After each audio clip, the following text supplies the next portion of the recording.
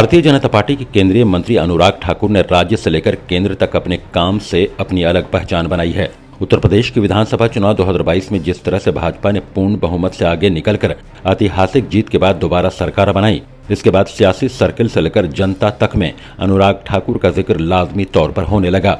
हालांकि वो पहले भी कई बार अपनी राजनीतिक कुशलता का परिचय दे चुके हैं, लेकिन यूपी में इस बार जिस तरीके से अनुराग ठाकुर ने यूपी को मथा और दौरे किए, साथ ही विपक्ष पर जमकर प्रहार किया, उससे बीजेपी कार्यकर्ताओं में अलग ही ऊर्जा देखने को मिली। इसका सीधा असर उत्तर प्रदेश के चुनावी नतीजों में देखने को मिला और भारतीय जनता पार्टी लगातार दूसरी बार सत्ता पर काबिज होने में कामयाब हो सकी।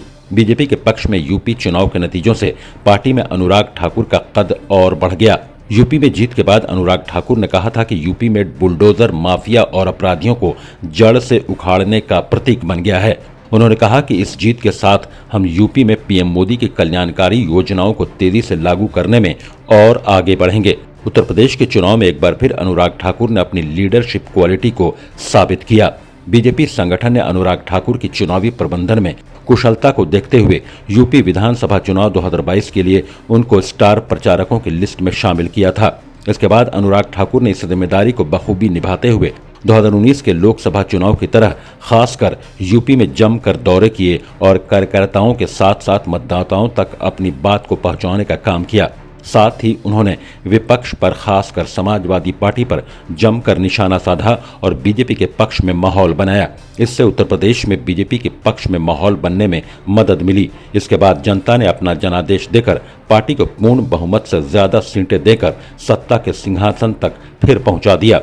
केंद्रीय मंत्री अनुराग ठाकुर के सियासी सफर की बात करें तो सियासत उनको विरासत में मिली है। इनके पिता प्रेम कुमार धूमल हिमाचल प्रदेश के मुख्यमंत्री रह चुके हैं। अनुराग ठाकुर ने सबसे पहले साल 2008 में अपने सियासी सफर की शुरुआत की थी। वो हमीरपुर लोकसभा सीट से चुनाव लड़े और संसद पहुंचे। इसके बाद अनुराग ठाकुर ने 2009 और 2014 में भी हमीरपुर लोकसभा सीट पर जीत दर्ज की। वहीं 2019 के आम चुनाव में भी उन्होंने इस सीट से जीत दर्ज की। फिलहाल अनुराग ठाकुर खेल एवं युवा मामलों के मंत्री पद संभाल रहे हैं। इसके साथ ही इनके पास सूचना और प्रसारण मंत्रालय की भी जिम्मेदारी है। इसके अलावा भी अनुराग ठाकुर के नाम कई उपलब्धियां दर्ज हैं। वो 20 जनवरी 2019 को संसद रत्न सम्मान से सम्मानित हो चुके हैं। अनुराग ठाकुर की क्रिकेट में खासी दिलचस्पी है। उनका 14 साल की उम्र में ही क्रिकेट में करियर शुरू हो गया। ऑल इंडिया नॉर्थ जोन की अंडर 19 टीम के कप्तान भी बन चुके थे। वहीं उन्होंने हिमाचल प्रदेश की तरफ से जम्मू कश्मीर के खिलाफ रणजी ट्रॉफी मैच भी खेला। इतना ही नहीं, अनुराग 25 साल की उम्र में हिमाचल प्रदेश राज्य क्रिकेट संघ के सबसे कम उम्र के अध्यक्ष भी रह चुके हैं।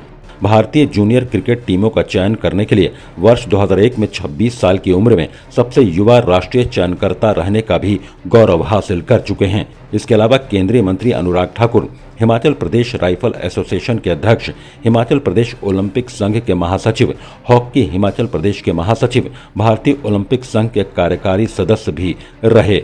साथ ही वो 22 मई 2016 को बीसीसीआई के अध्यक्ष चुने गए। अनुराग ठाकुर 34वें और दूसरे सबसे कम उम्र के अध्यक्ष बने। इनसे पहले 1963 में फतेह सिंह गायकवाड़ ने 33 साल की उम्र में पद संभाला था। अनुराग ठाकुर अब सेना में लेफ्टिनेंट भी बन गए हैं। सेना प्रमुख जनरल सुहाग ने अनुराग ठाकुर को टेरिटोरियल आर्मी में शामिल किया। अपने पिता प्रेम कुमार धूमल के कहने पर वो 2008 में पूरे तौर पर राजनीति में आए। हिमाचल प्रदेश की हमीरपुर सीट से अनुराग ठाकुर 14वीं, 15वीं, 16वीं और 17वीं लोकसभा के सांसद के रूप में चुने गए। 2019 में मोदी सरकार में वित्त राज्य मंत्री बने। इसके अलावा ऑल इंडिया भारतीय जनता युवा मोर्चा के राष्ट्रीय अध्यक्ष भी रह चुके हैं। उत्तर प्रदेश विधानसभा चुनाव में अनुराग ठाकुर को बड़ी जिम्मेदारी दी गई थी। वहीं दोबारा योगी आदित्यनाथ की सरकार बनने पर उनके काम की तारीफ भी खूब हुई। अब 2022 के हिमाचल प्रदेश विधानसभा चुनाव में अनुराग ठाकुर मुख्यमंत्री के रूप में भाजपा का चेहरा भी हो सकते हैं। प्रकाश पीयूष के साथ खालिद रजा खान, महुआ आपके लिए, दिल्ली।